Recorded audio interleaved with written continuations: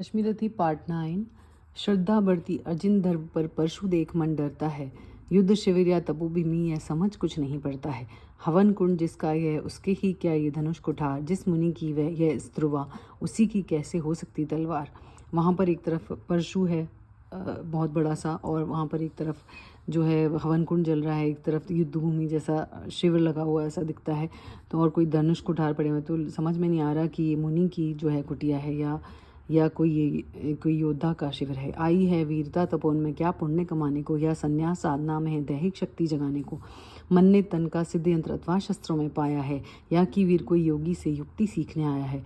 तो ये समझ में नहीं आ रहा कि वहाँ पे कोई जो योगी पुरुष है वो कोई योग से युक्ति सीखने आया है, या कोई जो सिद्ध पुरुष है वो शस्त्रों को सिद्ध करने आया है। ये यहाँ पे वीरता जो है, कोई वीर पुरुष है वो तपोवन में क्या पुण्य कमाने के लिए आया है, या कोई जो सन्यासी है वो साधना में अपनी दैहिक शक्ति जगाने के लिए आया है। परशु और तप ये दोनों ही वीरों के ही होते हैं श्रृंगार। क्लीव ना तो तप ही करता है, ना उठा सकता तलवार। तप से मनुष्य दिव्य बनता है, षड विकार से लड़ता है तन की समर भूमि में, लेकिन काम खड़गी करता है। कि परशु और तप यानी कि हथियार और जो तप है, फरसा और तप, ये दोनों वीर ही उठा सकते हैं, वीरों के ही श्रृंगार हैं। जो दुर्बल लोग होते हैं, वो कायर लोग होते हैं, वो दोनों ही नहीं कर सकते, ना तप कर सकते हैं ना तलवार उठा सकते हैं। तप से मनुष्य दिव्य बनता है, और षड विकार से जो इतने विकार हैं उनसे लड़ता है, अपने अंदर के विकारों से लड़ता है। और जो तन की समर भूमि में, लेकिन हमेशा जो युद्ध भूमि में हमेशा तलवारी या खड़गी काम में आती। किंतु कौन नर तपोनिष्ठ है यहाँ धनुष धरने वाला, एक साथ यज्ञाग्नि और अग्नि ही पूजा करने वाला।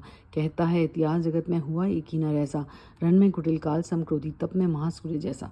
ये आश्चर्य कर रहे हैं कि लेकिन ऐसा कौन है जो यहाँ पे तपोनिष्ठ, ऐसा कौन नर है जो कि धनुष भी धरता है और यज्ञ की पूजा भी कर रहा है, अग्नि की पूजा भी करने वाला है। इतिहास में कहते हैं कि एक ही पुरुष ऐसा आज तक हुआ है, कि नर ऐसा हुआ है जो कि बहुत रण में भी काल जैसा है, क्रोधी है, और तप में महासूर्य जैसा उनका तप है। मुख में वेद, पीठ पर तर्कस, कर में कठिन कुराल विमल। शाम और शर दोनों ही तेजस महान ऋषि के संबल। शाप और शर दोनों ही तेजस महान ऋषि के संबल। यह कुटीर है उसी महामुनि परशुराम बलशाली का, भृगु के परम पुनीत वंशधर प्रतिवीर पंडाली का।